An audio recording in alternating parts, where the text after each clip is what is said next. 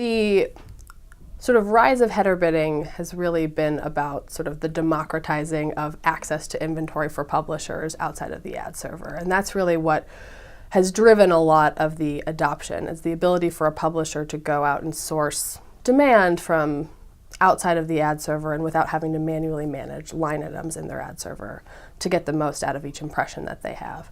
And so what we've seen is really widespread adoption of header bidding as the preferred integration method for publishers into their demand sources.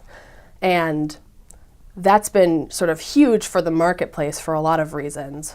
It's driven a lot of conversations about transparency. It's driven a lot of conversations about pricing models, because it's really changed the dynamic of auctions from a waterfall model where you've got each of your demand sources sort of prioritized and sort of fighting for pole position to who is ever willing to bid the most for that impression is who ends up getting the actual inventory delivered to them.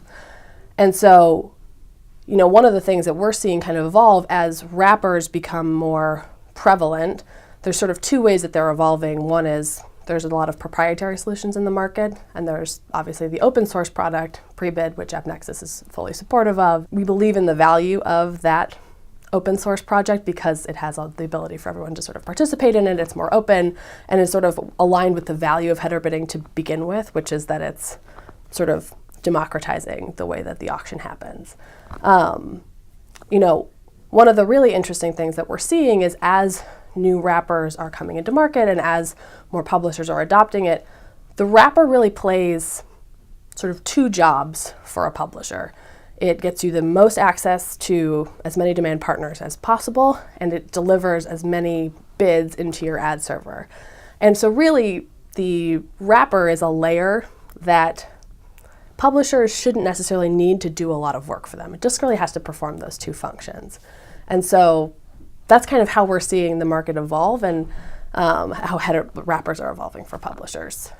Great, and how is the buy side taking to all this?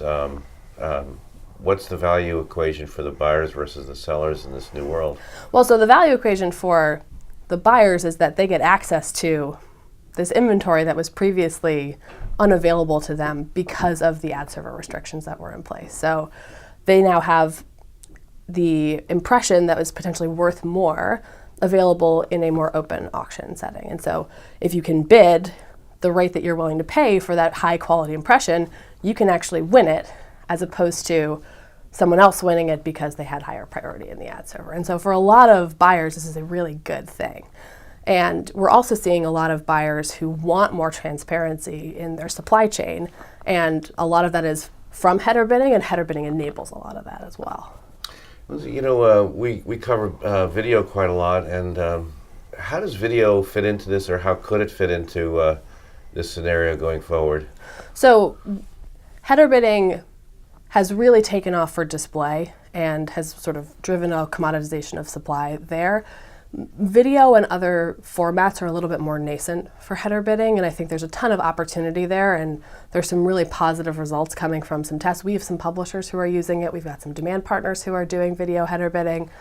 But, those marketplaces are unique in a lot of ways because of the volume of supply and because of the value of the ad units and the value that goes into actually creating the ad units for video. There's a lot more production work that goes into it. And so naturally, those things are going to transact at higher rates, and it might take a little bit more time before we see a full adoption of video header bidding, although I think there's a lot of promise there for video publishers who want to get the most for the video impressions that they have, as opposed to having to continue to manage a waterfall.